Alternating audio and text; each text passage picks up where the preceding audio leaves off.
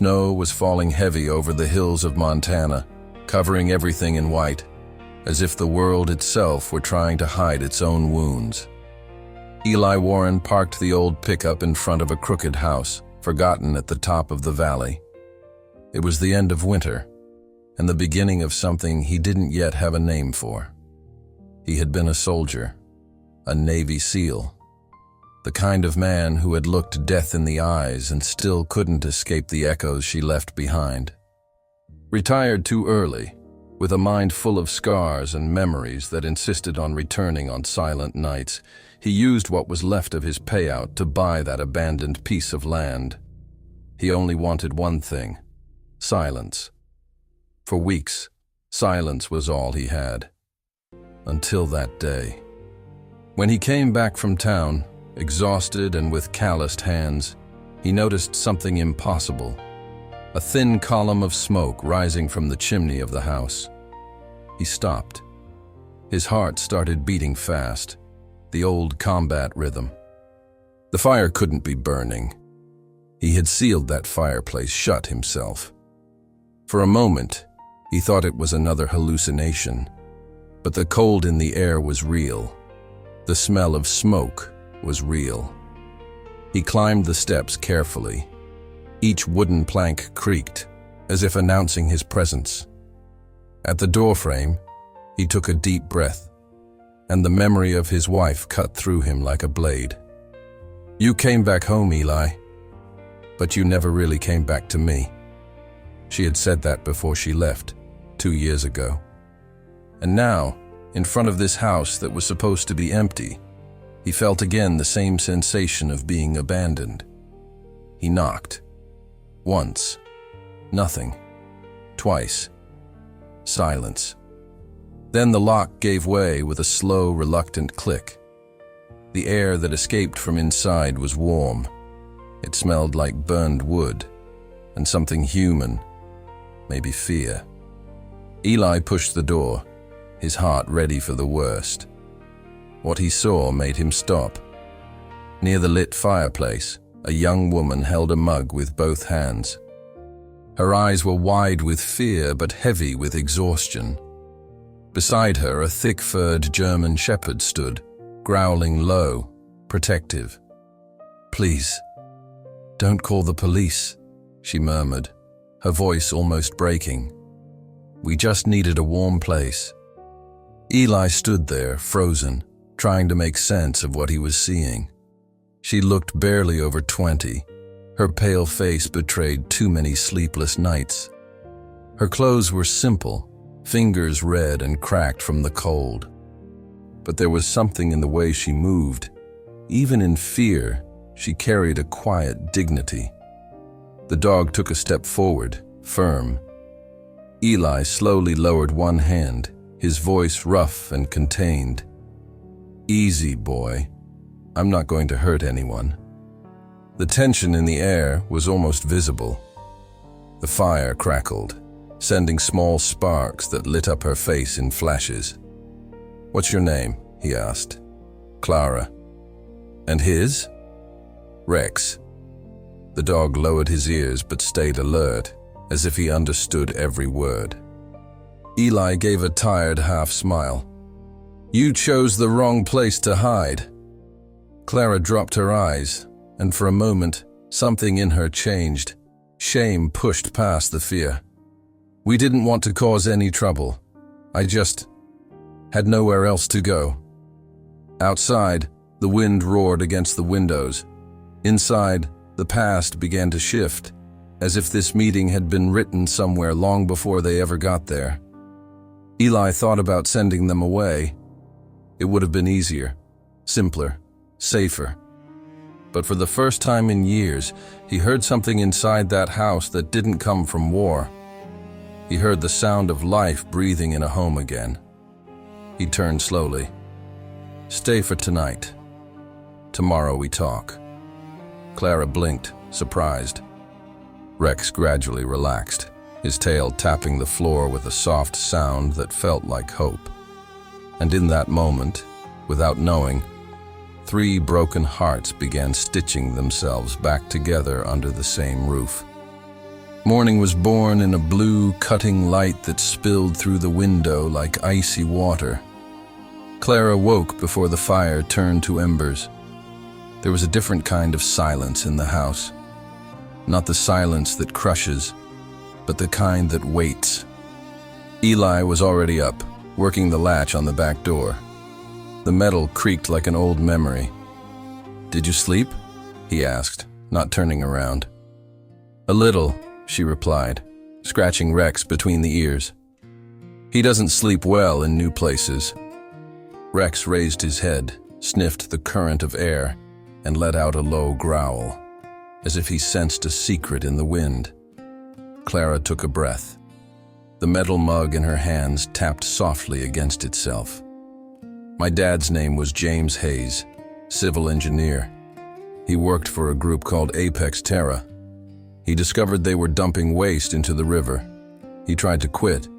They didn't sign off his resignation. A week later, they said he skidded on the ice." Eli stopped what he was doing.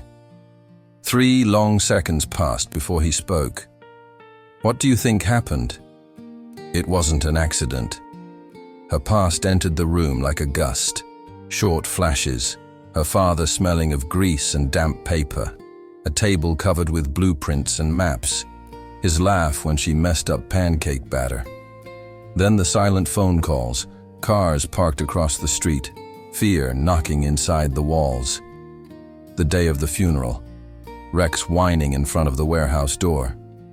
Rex barked once, sharp.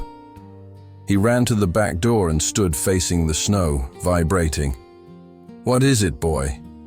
Eli grabbed his coat. The dog bolted into the yard, leaving perfect tracks over the untouched snow.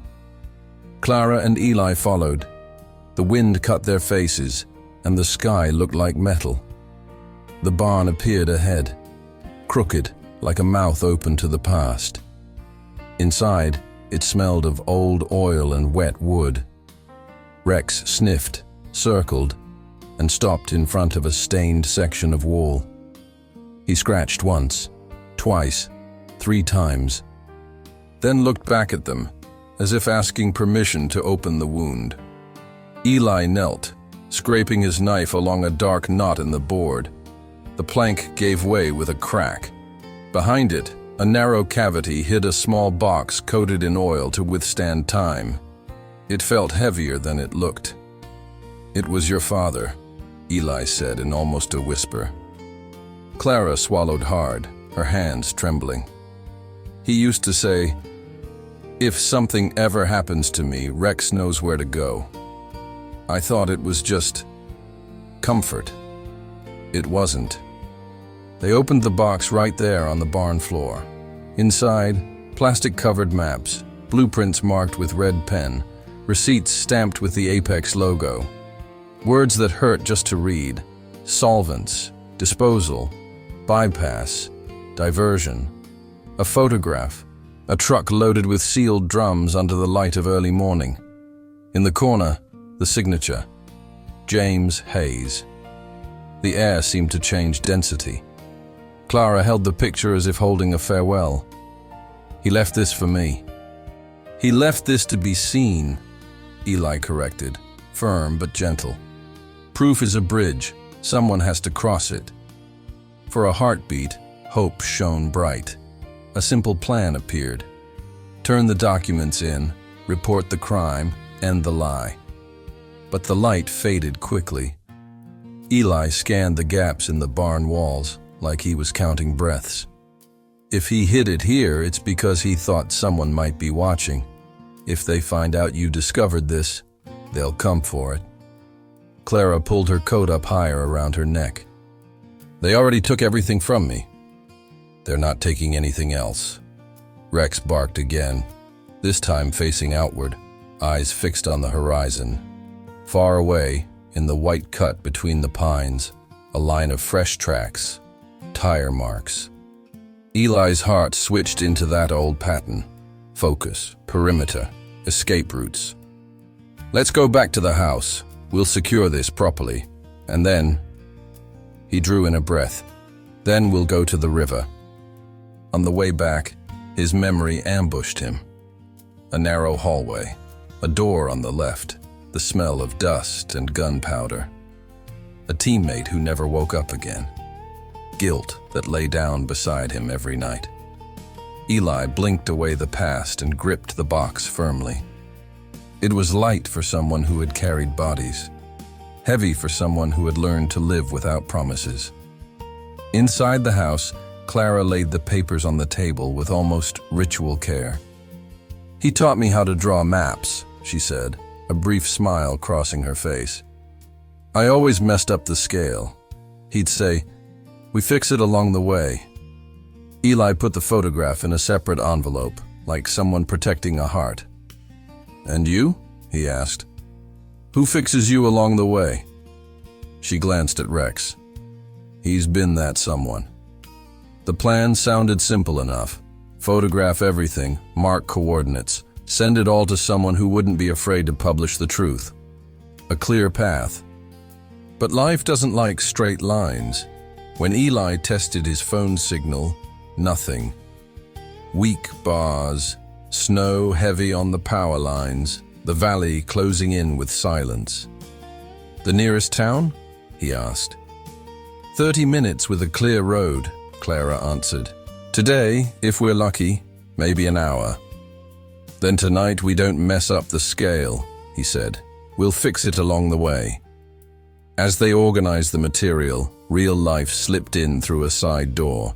The farthest neighbor, old Mrs. Mabel, who sometimes traded eggs for firewood, slid a note under the back porch door. "The sheriff came by asking about new folks in the valley. Be careful." A small act of care, the kind that can hold back an avalanche. Eli reinforced the locks, showed Clara how to turn lights on and off in different rooms to confuse anyone watching. He set up simple surveillance. Bells tied to fishing line on the window, a squeaky nail before the step, a mug hanging from the front doorknob as an alarm. She watched everything with the focus of someone who wants to learn how to survive without losing her soul. Daylight faded early. The cold thickened. Rex refused to lie down. He paced carefully, claws tapping the floor. At 8, the house breathed in a steady rhythm. At 9, the wind grew stronger. At 10, a thin rasping sound scraped the night. Chains? No. Metal against snow. Eli blew out the oil lamp. "Stay behind me," he whispered. Clara held her breath. Rex stepped in front of them both, solid as a wall. Through the crack in the window, a cone of light sliced through the white and stopped. It didn't move past. It didn't roam around. It just stayed, aimed at the house like an eye that refused to blink. "They found the right scale," Eli murmured, almost soundless. "But they don't know we've already changed the route." Outside, the engine shut off. Snow swallowed the rest of the world. Inside, 3 kinds of silence brushed against each other. The silence that protects, the silence that fears, and the silence that decides. And in the middle of it, on a simple wooden table, the truth waited on paper for its next move. The front doorknob rattled once, twice, then stopped. Someone out there was testing the strength of destiny. Day broke gray, the kind of light that doesn't warm anything, just exposes what's still there. Eli had barely slept. He stayed in a wooden chair all night, his pistol on the table, James Hayes's papers beside it, as if both needed guarding. When Clara came down the stairs, eyes still puffy from what little sleep she'd gotten, he already had a plan. "The road should be open up to the river turnoff," he said, tracing a line on the map with steady fingers. "If the dumping is still happening, we'll see it." Clara hesitated. "And if it's dangerous?" Eli shrugged slightly. "I've been in worse places." "What about you?" She drew a deep breath, looked at Rex, and replied with surprising firmness. "I've already lost everything I could lose." Rex barked, as if saying, Then let's go. Soon the three of them were in the old pickup, slicing through the snow-covered valley. Wind hammered against the windshield, and the road felt like a narrow hallway carved between ghostly trees. Clara held the GPS in shaking hands, eyes glued to the glowing lines. "My dad marked this spot, near the riverbed," she said, pointing. "The red line is the underground pipeline." Eli scanned the surroundings, the frozen hills, the faint stack of smoke far away, the unnatural quiet. This wasn't the silence of peace. It was the silence that appears right before a lie is ripped open. They stepped out of the truck. The air smelled like iron and something acidic. Rex raced ahead, nose to the ground, tail rigid. He stopped suddenly, growled, and began to dig furiously. Under the snow, Eli saw the metallic shape of a pipe. They scraped ice away with their hands until they uncovered the rusty valve. He touched it. It was warm. "It's active," he muttered. "They're dumping right now." Clara took a step back, hand covering her mouth.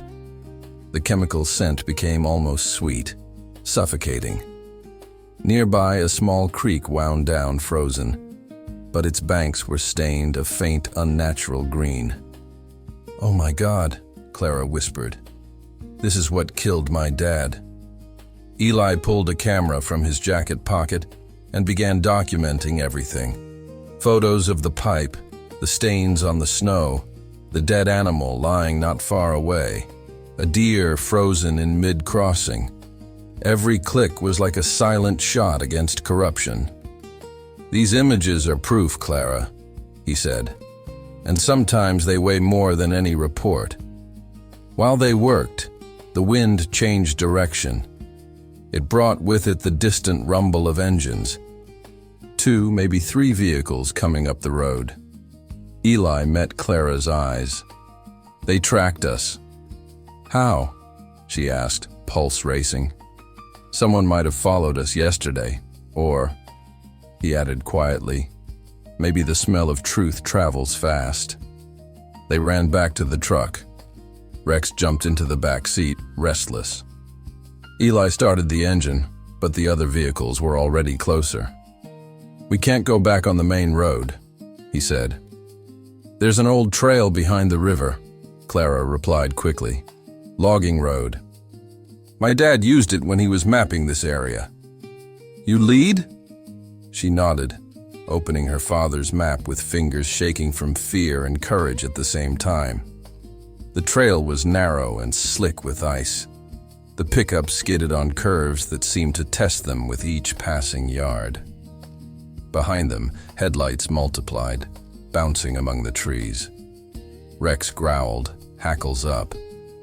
Eli kept the steering wheel firm, weaving between tree trunks, until the road simply vanished, and in front of them, the frozen river. "There's no bridge," Clara said. Eli breathed in, eyes measuring distances and thickness in seconds. "Then we build one." He shifted gears and accelerated. The vehicle jolted onto the ice, vibrating over a surface that cracked like glass under its weight. For a few long seconds, it felt like the world was suspended, water roaring beneath them, tires slipping, Clara gripping Rex's collar so hard her knuckles went white. A sharp crack, a fracture. But the far bank appeared before the ice gave way. The truck stopped on the other side, engine panting in the cold. Clara shook violently, adrenaline burning through exhaustion. Rex whined, pressing his nose against her arm. Eli turned off the engine, let out a breath that felt like a laugh and a sigh at once. "Still think I bought that farm just to be left alone?" he asked. She shook her head, a tremulous smile appearing despite everything. Maybe God had a different plan. Back at the house, the storm finally arrived in full. Wind slammed against the windows, and every clap of thunder sounded like a warning being hammered into the sky. While Clara copied all the files and sent the photos to an anonymous email, Rex lifted his head suddenly, ears in high alert. Outside, a white light blinked between the pines. Eli turned off the lamps. They're not giving up. The sound of tires on snow, then footsteps. 2, 3 distinct rhythms. A hard knock against the front door. Rex barked, his whole body ready to attack. Eli pressed a finger to his lips, signaling Clara. "Now isn't the time for fear," he whispered. "It's the time to start over." The first window shattered. The story stopped being about running and became a fight for truth. Night fell in fury. Wind whipped against the windows, making the roof groan. Inside, the fire in the fireplace was the only source of light, and even it seemed to flicker nervously. Eli felt that old military instinct fully awake now, that brutal clarity that only arrives when danger stops being a possibility and becomes reality. Clara crouched beside the table, her father's documents wrapped in cloth and tied tight. Rex paced in front of the door, sniffing the air, a low sound building in his throat. Then the first window exploded inward. Glass scattered across the floor like a storm of ice. Eli reacted immediately. He smothered the fire with a wet blanket and motioned for Clara to get down. Outside, heavy steps approached, voices muffled by the wind. 2 men, maybe 3. One of them kicked the door once, twice, until the latch gave way. For a brief second, the hallway light flickered, just enough to expose their silhouettes. Black masks, heavy winter coats, one of them with a pistol-mounted flashlight. Eli didn't think. He moved. Rex launched first, a bolt of muscle and loyalty. He hit the first man square in the chest, knocking him backwards. A shout, then the dull thud of a body against the wall. The second man raised his gun, but Eli was already on him, pushing the barrel aside and driving his elbow into the man's ribs. The impact made him stumble, crash into the table, then fall. Breathing, footsteps, struggling bodies fighting against dry wooden floors. The sounds filled the house. Clara, hidden behind the stairs, trembled, but she didn't run. She gripped her phone, recording everything. The instinct of someone who knows every second could be proof. The first intruder tried to get up. Rex growled and lunged again, teeth clamping down on the man's forearm. He screamed. The flashlight spun across the floor, illuminating the chaos in flashes. James Hayes's portrait fallen sideways, the fireplace half smothered, fear and courage sharing the same air. Eli locked the second intruder in a chokehold, disarmed him, then kicked the pistol away. When it was over, only the wind outside and Rex's low growl remained. Both men were on the ground, one unconscious, the other groaning, defeated. Eli breathed out slowly, the adrenaline leaving his muscles little by little. "Who sent you?" he asked. The conscious man hesitated, spit blood, and let out a dry, bitter laugh. "You have no idea who you're dealing with." Eli rested the gun on the table, calm but immovable. "Oh, I know exactly who I'm dealing with, and now everyone else will too." Clara stepped out from her hiding spot, her voice trembling but steady. "They killed my father. And you really think fear still controls me? It doesn't. Not anymore." She held up the phone so he could see the screen. It was still recording. "Everything is here. Your voices, your faces, the time, the date. And when I hit send, it won't just be here. It'll be everywhere." The man paled. Eli didn't have to say another word. He tied them both with rope and duct tape, improvising with the ease of someone who'd spent years on patrols. When he finished, he looked at Clara. "Now we finish what your dad started." The storm began to ease close to dawn. Outside, the snow had turned thick and deep, covering tracks, erasing footprints. But inside the house, warmth slowly returned, like the world was finally exhaling. As the sun rose, Clara pressed the send button on her phone. The video went up to the cloud, followed by the photos, the coordinates, and copies of the documents. Eli stood beside her, watching. "That's it?" he asked. "That's it," she replied. "Now, we wait for the world to hear." Eli let out a tired half-smile. "Wait is a small word for something this big." Rex nudged her knee with his nose, asking for affection. For the first time, Clara truly smiled. Hours later, sirens cut through the valley. 2 police SUVs and a government vehicle pulled up in front of the farm. Agents stepped out, identified themselves, collected evidence, and took the intruders away. One of them, a woman in a dark suit, shook Eli's hand with genuine respect. "We received an anonymous tip with detailed proof," she said. "Your names will stay protected." Clara inhaled deeply, tears finally spilling over. "He did it, Eli. My dad did it." The ex-soldier looked toward the horizon, where sunlight scattered over the snow like gold. "No," he said softly. "You did it. Both of you." When the sirens faded and silence returned, it was no longer the same silence as before. The house didn't feel empty. It felt ready. Eli stepped onto the porch. The tired wooden beams, the patched windows, the stories trapped inside the walls. Everything looked different. Still old, still worn, but now carrying something new, the sound of life coming back. Clara joined him, wrapped in a blanket around her shoulders. "What are you going to do now?" she asked. He looked over the valley, thinking, "Maybe stay. Fix what can still be fixed." She nodded, and for a moment there was nothing between them but the cold air and the beginning of peace. Rex lay down at their feet, exhausted but calm. Eli reached down and scratched his neck. "Mission accomplished, soldier," he said. The dog sighed, as if he understood. And that morning, what had started as a hiding place became a refuge. What had been fear turned into a seed, and what had been silence turned into a promise. Spring arrived slowly, as if it were afraid to interrupt the quiet that now lived in that valley. Ice melted into thin streams running down the hills, and the smell of wet earth mixed with the scent of new wood. The farm, once a ruin, was coming back to life.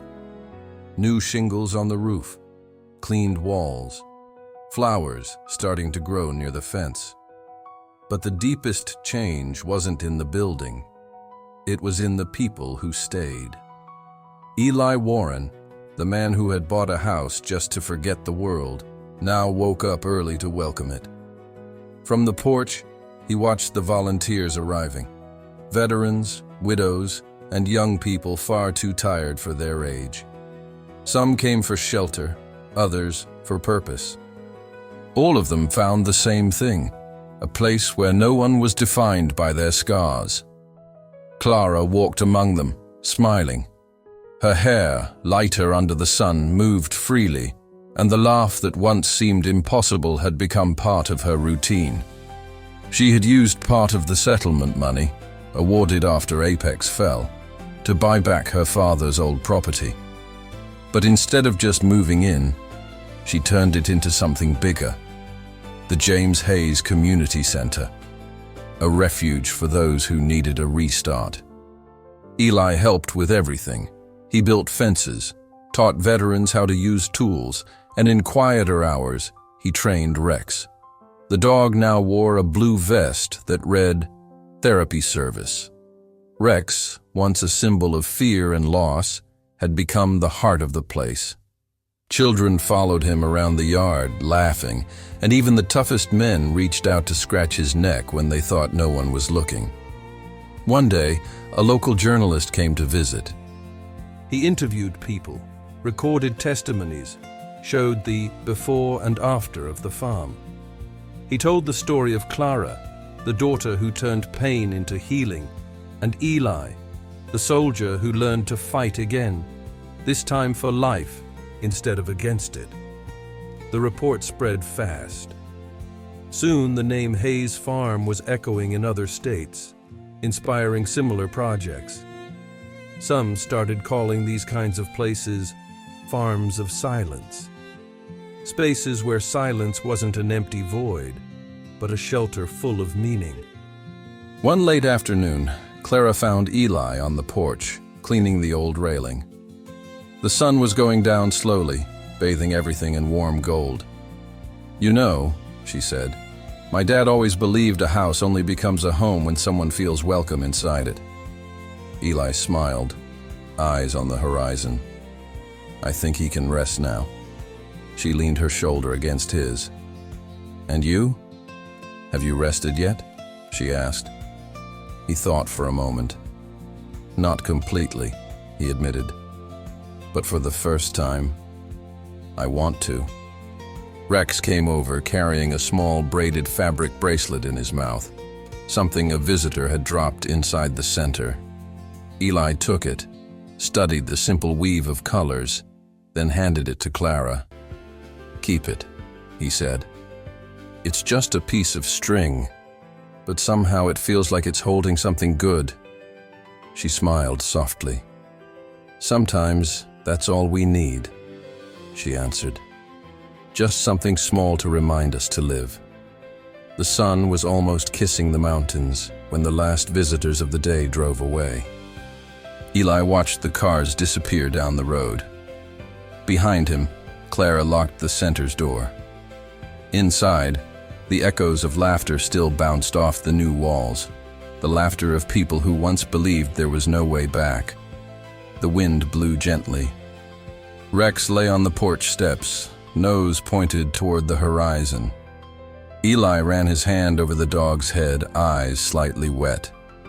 "When I got here, all I wanted was silence, buddy," he said. "But you and Clara taught me something. Silence alone doesn't heal. Love does." Clara heard from the doorway, and for a long second, neither of them needed to say anything else. The valley breathed. The house, once a hiding place, was now a shelter. And the former soldier who just wanted to escape the world finally found a place to stay. Because in the end, his real salvation didn't come from the war he survived, but from the peace he had the courage to accept. This story reminds us that true energy comes from within, the kind that renews us every day. If this story touched your heart, check the pinned comment to discover products that inspire renewal and balance. Leave a like and subscribe to join us in our next story.